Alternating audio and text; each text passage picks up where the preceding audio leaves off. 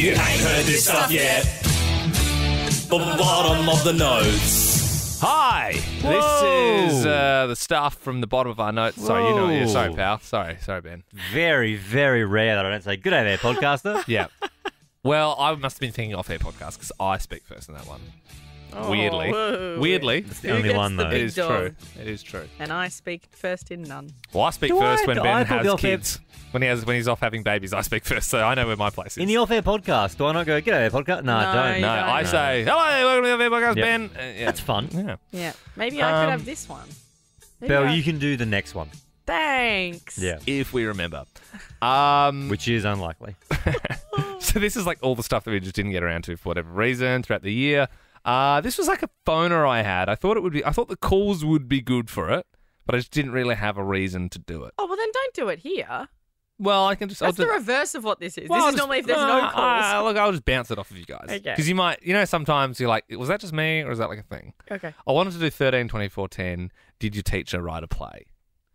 What? Because I feel like, Is that because of that school visit where I met my teacher again? No. Yeah, maybe. Yeah.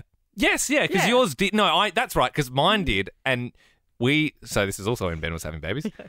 Belle and I would freaking giving out milkshakes at schools at like 3 p.m. on a Friday. Having babies makes it sound like I left to go breed for a Hibernate. You were just rooting the pride. Yeah.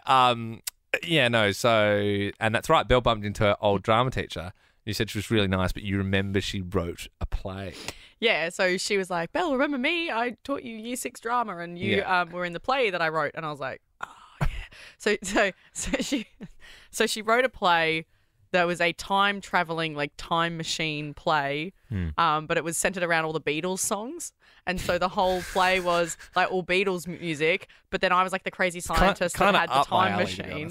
Yeah, and then they were like, now we're in the 60s. And then it was like... it's like and then Beatles, now we're in the Doctor Who. 70s. Yeah. It was.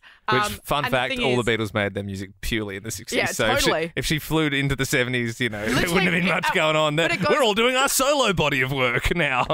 Then it was like the 2000s and there's only two of us. So they only make music in the 60s? Yeah, that's the crazy thing. I think technically... Well, not true anymore. Well, that's it with that new song That that new came song, out.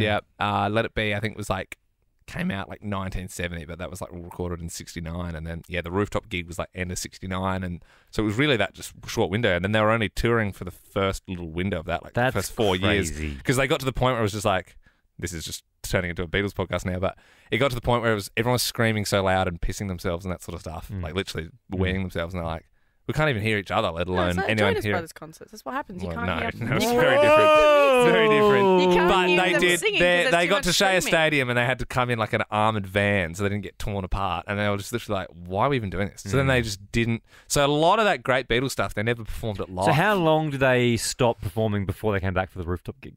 I think it was like 6 years.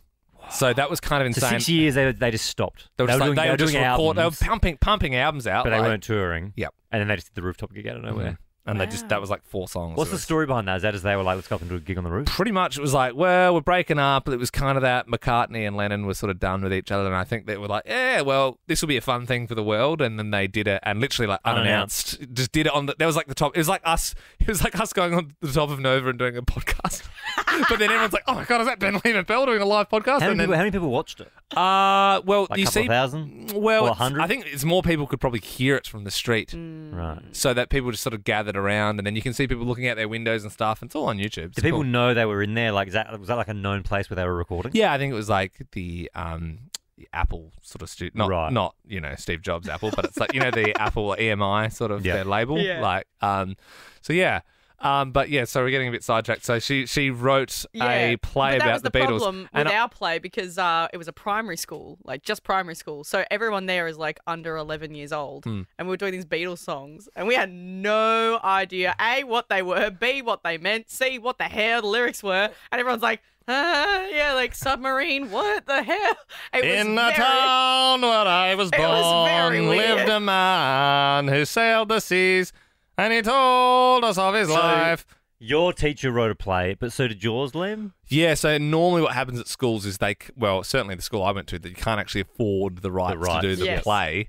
So we did basically Alice in Wonderland, but one of the teachers rewrote it and it was called Follow That Rabbit.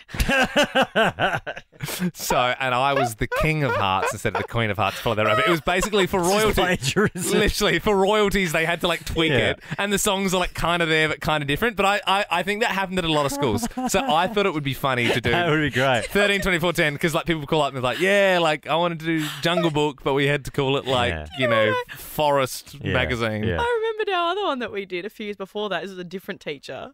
My year 3 one was the rainbow fish. You know the rainbow fish story? It was called The Lonely Colourful Fish. The lonely what? Colourful fish. Is that the story where the fish loses all its scales and you go find them? Yeah, and then it's like... It's like finding out who it is. Yeah, The Lonely Colourful Fish. You've not seen the play? Literally. Yeah. I would still like to do that in 2024. Yeah, let's do it. I like that. Yeah, okay. All right, that in the notes. we'll keep that in there. We might be able to roll that one out next year. Yeah, I'm glad. So I didn't think Ben's school would have. I don't think they would have done many plays because they did farming and stuff. Ben was the harem, or had his harem. in Yeah, that other I play did that melodrama, Yeah, for sure. They were original stories. Yes.